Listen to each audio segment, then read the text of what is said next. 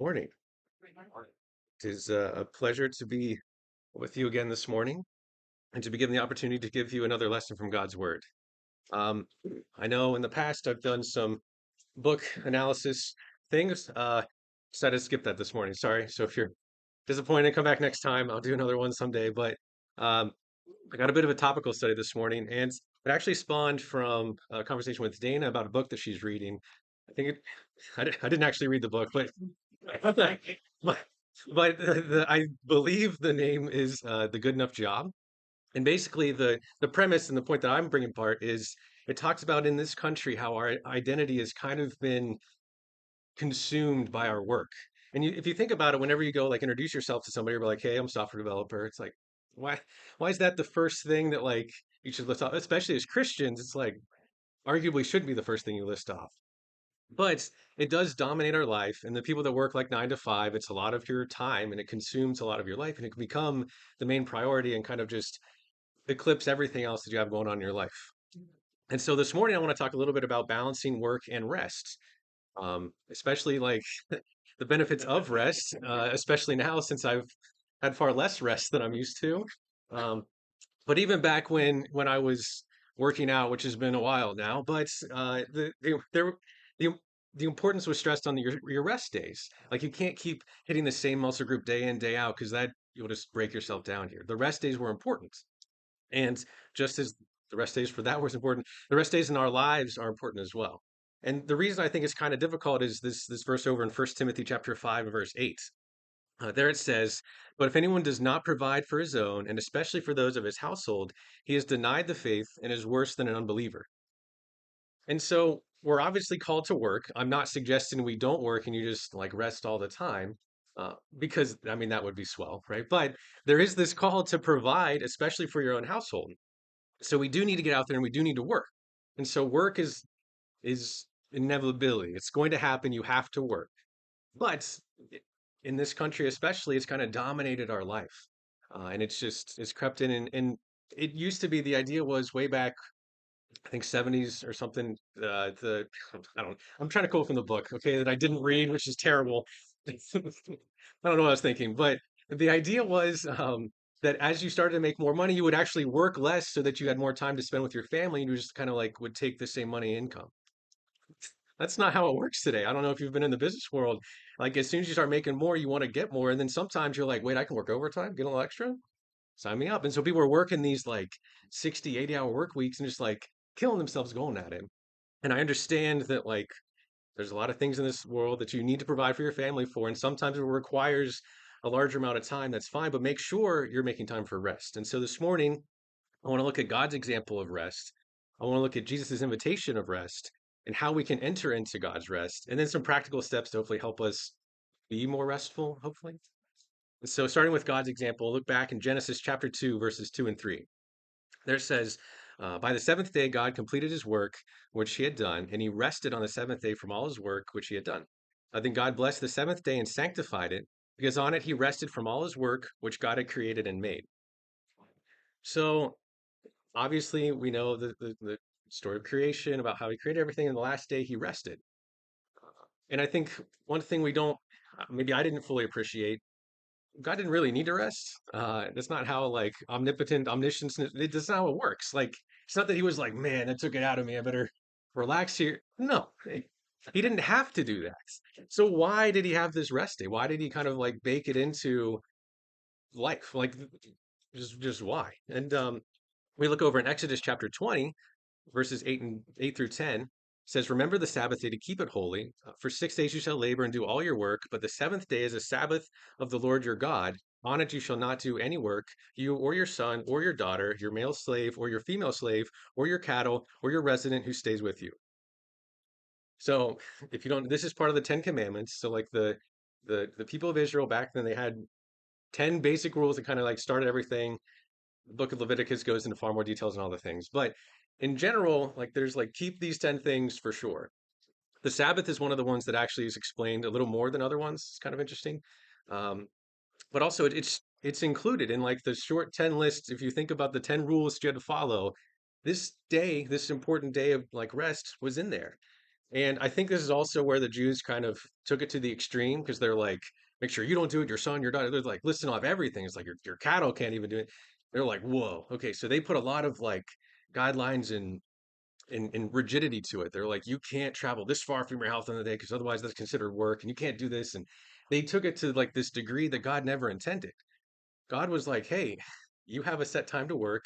Make sure you're resting because that's very valuable. God saw it once again, God didn't need to rest. Fun fact, we need to rest. Okay, rest is important to having a happy, balanced life here. And because otherwise you'll be burnt out. And burnout happens, especially when if you're on that grind of work and you're trying to do this stuff and then you add in more responsibilities to your life, whatever they are. Specifically now, I have a small human I'm trying to keep alive. So like that's there's these new things just come onto your life and you got to grind them, but it's like I can't give up the work because I still have to provide. So then like what do I do? Where do I come up with this extra time? What do I do? So finding the making the time to take part in God's rest here and to take his example because once again, he didn't need it and we do.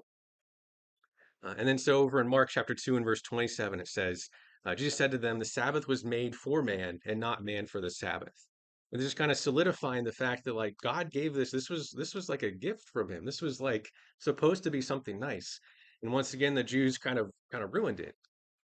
And I think that we can kind of ruin it in our own lives too, because especially with the country that we live in the state of work and things here, it's just like you gotta keep grinding, you gotta keep elevating, keep going after, keep chasing that next thing.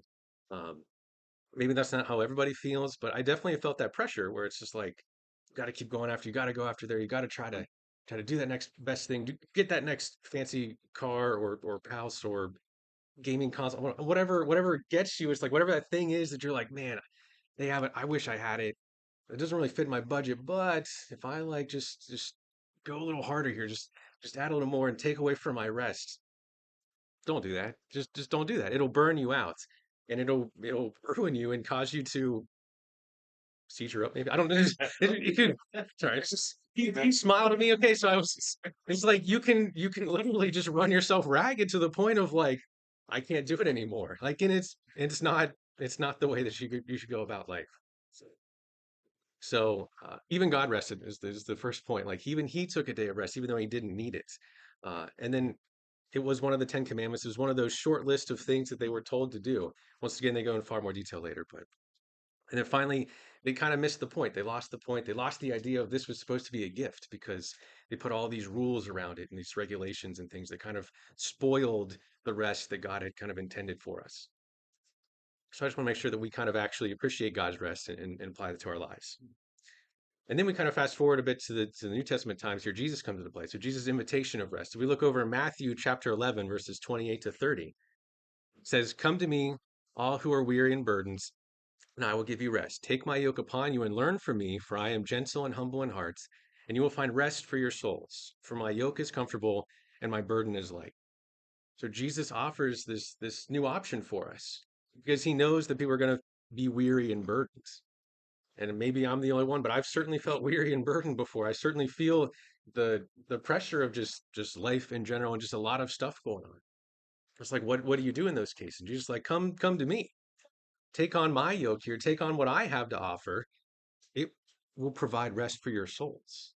And I think that's what everyone is striving for at the end of the day. I think there's people that actually seek that next job, that higher thing. They're like, I just want this because then I'll feel happy, because then I'll feel complete, because then I can finally rest. And the problem with seeking after physical things and these things, there's always something new. There's always something better. There's always something bigger. Now, maybe if you climb to the top and you're the richest person in the world, maybe you can do that. Uh, but there was a guy in the Old Testament who kind of tried that. Solomon. Solomon went out there and he sampled everything the world had to offer. He was the wisest man. He took on everything. And at the end of the day, he's like, doesn't matter. It's all vain. It's all vain without God in there, without fearing him and following him. It doesn't matter. You can keep continually trying to add these things to your life, add everything. You can gain all the things, and you'll still feel empty. You will not actually have rest because you'll be just constantly itching for that next great thing that comes out. Over in John chapter 14 and verse 27, it says, peace I leave you, my peace I give you. Not as the world gives, do I give to you. Do not let your hearts be troubled nor fearful. And so a typical kind of farewell in Jewish culture is just to say like, peace be with you, or shalom. They're just like, be on your way.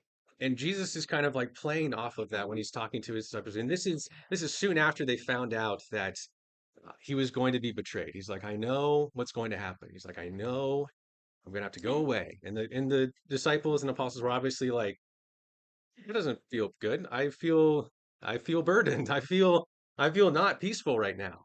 And he's like, don't worry. He just described that a comforter is going to come, and he's like, I give you my peace. He's like, not not that typical peace, not that typical like peace be with you, and then you don't really mean it. He's like, no, no, no. This is something special. So there is this peace that can be out there that can be attained greater than the peace of man here. And I think even today in English, we've kind of like taken that aspect because if you say goodbye, that literally means like God be with you is like the general idea, like way back if you look when it first came. No one really thinks about that now. Maybe you guys do. I don't because you just think of it as like, oh, see you later, like bye bye, see you bye. Like that's how we view it today. But it could mean much more. And Jesus is kind of playing off of their idea of like the goodbye, and he's like, no, no, like take this piece. This is special. I'm providing you something that doesn't exist everywhere. Like I'm not just some guy just saying, "I'll see you next time." He's like, "This is something unique."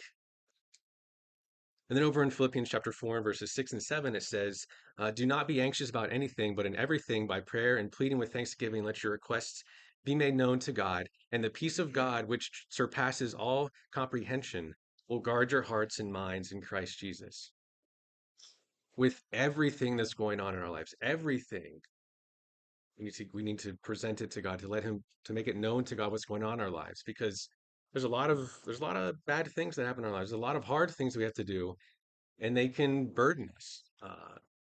Pray to God about it, speak to him about it, and this peace that he provides can surpass all understanding or all comprehension. And that doesn't mean that it's like, well, I can't understand it then, obviously, like it's beyond my comprehension. It's just you won't be able to accurately explain it to people. It's like an experience kind of thing. Like you can try to accurately describe like what Disneyland or Disney World is about, but until you go there, you don't really know. Whether good or bad, I don't know. You can pick whichever one you like, but it's hard to describe like a scenario or some sort of experience that you've been at if the other person hasn't also partaken in it. And that's kind of what this piece is like because you can't accurately describe it to people. And that's the surpasses all comprehension part.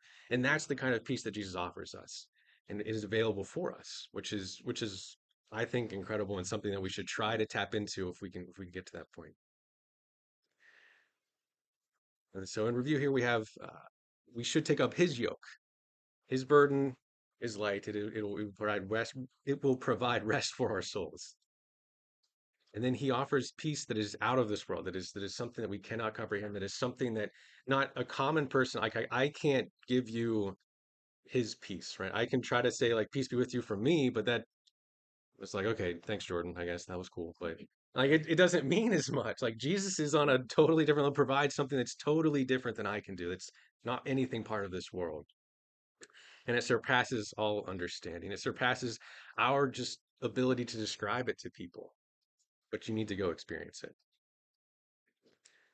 And then so next, how do we enter into this God's rest? Over in Hebrews chapter 4, verses 9 through 11, it says, consequently, there remains a Sabbath rest for the people of God. For the one who has entered his rest has himself also rested from his works, as God did from his. Therefore, let's make every effort to enter that rest, so that no one will fall by following the same example of disobedience. So you were probably thinking when I was describing this is like, well, Jesus was talking to Jews mostly, and God certainly back in creation time and setting up the Ten Commandments was also Jew. I'm not Jewish, Jordan. I'm also not under the old covenant. Fair enough. That is. But fortunately for us, and I'm sure we went far more in detail on this in the Wednesday night class in Hebrews, but there is a Sabbath rest that is still available for us today. That same rest that was back then is provided to us. Ultimately, the ultimate rest that we get is the promise of salvation in heaven. That is the ultimate rest. But while we're here on this earth, you can also obtain some peace for your mind, some peace for your soul in the aspect of just adding Christ to your life. And also the community that is provided in the church can help a ton. And that's something that actually the book that I didn't read talks about, I believe, because it talks about how there's kind of been this, like, people have stopped kind of attending church. So that was their community aspect. That is kind of where they had this identity come from, where you had these people surrounded by you. So if people aren't at work, where else do they congregate and meet together? It's at work. And so that's why work has kind of like almost filled the role of like their community in their lives. And the problem with that is, like, I don't know if you work for big companies and things, sometimes you're just a number. And that's not how it is at church. At least it shouldn't be how it is at church, but I would like to say it's not like that here, but maybe other bigger places. But you're supposed to feel that connection, that longing, that belonging, that aspect of like comfort around you. And work, sometimes it can feel like that's sometimes, and like that's great if you find yourself in a spot like that. But remember, it's a job. It is something you go to, and if they find a better deal, business wise, it makes sense to be like, sorry, friends. It's like, well, I've been here for like 10 years. Yeah. That's tough. Uh, I would like to think that we can find better spots to work than that, but that ultimately exists. In my first job, I was working for an Indian-based company with 150,000 people. I am confident, like nobody knew me, that actually, like I never spoke to anyone of importance of the C level, nothing. I was probably 12 chunks down the chain here. I was a number. Literally, they gave you an employee number, and mine was in like the six digits, and I was like, okay, like that's me, right? That's all it is. You can get a slightly more family feel from something smaller, but at the end of the day, it is a business. They are trying to do their best, right? Um, Maybe that's not the case everywhere, but in general, it's not the same as a church. And people are unfortunately trying to replace that community feeling that should be provided from here with that. And that's the piece that we can get now, here on this world, and here in this earth and in this time. Because I know the promise of salvation in heaven is wonderful. Just like that doesn't help the immediate me now, Jordan. I'm like, I understand that. There is something else available too. Just you have to come here and you have to experience it, to fully appreciate and fully grasp what is available to us now. Over in Revelation chapter 14 and verse 13, it says, and I heard a voice from heaven saying, write, blessed are the dead who die in the Lord from now on. Yes, says the Spirit, so that they may rest from their labors, for their deeds follow with them. And so this goes back to that ultimate reward, like I said. If you're found faithful in the end, don't worry, you have your rest there. That is your ultimate rest. You can get a little more rest here, even more rest. I shouldn't have said more first, but there's even more rest later as you go on in your Christian life here. And then over in Romans chapter 8 and verse 6, it says, for the mind set on the flesh is death, but the mind set on the spirit is life and peace. I wanted to include this idea here because I think that's the dichotomy that a lot of us face in our lives. And it's like, should I try to pursue this earthly, this physical wealth and these riches and things that can come to me? If you set your mind on that, it will unfortunately result in death. It may not feel necessarily like that because you could be succeeding in life here. You could be very wealthy. You could have numerous super yachts. You could have whatever you earthly thing that you want, you could possess. Ultimately, in the end, it doesn't matter. And Jesus even kind of alludes to this idea in a parable where he talks about a rich man is doing well, and he's like, I'm going to tear down my barns here, build greater ones, and just get more wealth and keep going. And he had a fleshly mind here. You fool! Your soul is required tonight. How's that doing? It's like, oh, didn't really focus on that part. It ends up not going well for him in the end. And we need to have that mindset too, which is difficult once again, because if you pull back to our original verse, we're called to work and provide. It's like, so striking that balance is difficult. And as you add more responsibilities and more things crop up in your life, it gets hard. That's okay. Unless you've all figured it out, then please tell me afterwards how you figured it out. But that's why I'm talking about it, because once again, I write sermons for me, and I think it's difficult to kind of strike this perfect balance between these two things, because you do need to provide, you do want to try to get as much as you can, but also you need to make sure that you're not burning yourself out. And yes, it's a whole balancing act that I think that we can strike the perfect balance if you practice and try it, but it might take a few tries. So there is a Sabbath-like rest that is still available for us today. Even though we're not under the old law, even though we're not Jewish, there still is that rest like available for us, that rest that God kind of initialized. And heaven is that ultimate rest. But we have to make sure that our mindset is on the spirit. Make sure that your mindset is not on fleshly things. Make sure that you have the proper core. So, in conclusion here, but some practical steps. We're going to talk about some, and the first one is to prioritize spiritual rest. If we look over Matthew chapter 6, verse 33, it says, "But seek first his kingdom and his righteousness, and all these things will be provided to you." And the verses before this go on to a whole list of like, well, I don't know what I'm going to wear, I don't know what I'm going to eat. And I'm arguing that those are important things. I'm arguing that I do not wish that everyone walks around not wearing things. I argue that you do get food. I argue that you get those things. They should not take up the first thing in your mind. They should not be the top priority. And they are pillars to survival. And I know Neil talked about the pyramid, and it is a necessity that we have those things. I'm not saying that they're not important, but seek God first. And what does that actually look like? That looks like regular praying. That looks like studying your Bible. That looks like conversing with God. And you do that by reading the Bible.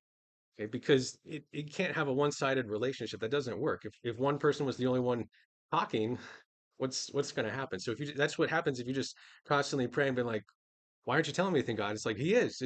Have you listened to him? Read his book. Read what he provided to you.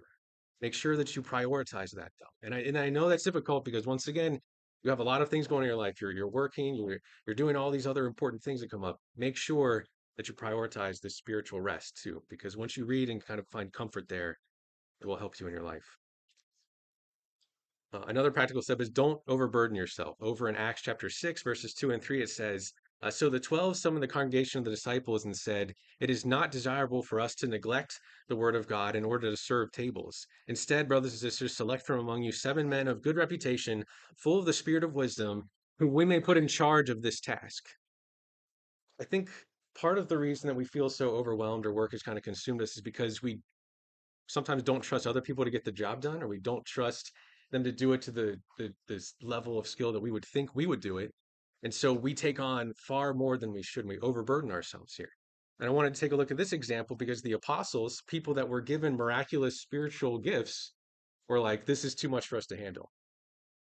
They delegated tasks here. We need to be willing to delegate tasks to people to trust them to be like, I trust you get this done. Please help me. I cannot do it all. And it's like, yeah, and I think that the community we have here at church can help you to do that. They can help you take on your burdens here, especially your spiritual burdens. If you're like, I'm feeling really tough, yeah, lay out the burdens here. What's going on? We can help you. And in your daily lives, there's got to be people that can help you with whatever you got going on. If you don't have that, let me know. I'll try. I may have a crying baby with me, but I promise I'll try my best to help with something. Just like reach out if you're struggling with someone. There is someone available that can help you, and just don't take it all on yourself. Uh, Another thing is to practice contentment. Over in Philippians chapter 4, verses 11 and 12, it says, "Not that I speak from need, for I have learned to be content in whatever circumstances I am. I know how to get along with little, and I also know how to live in prosperity.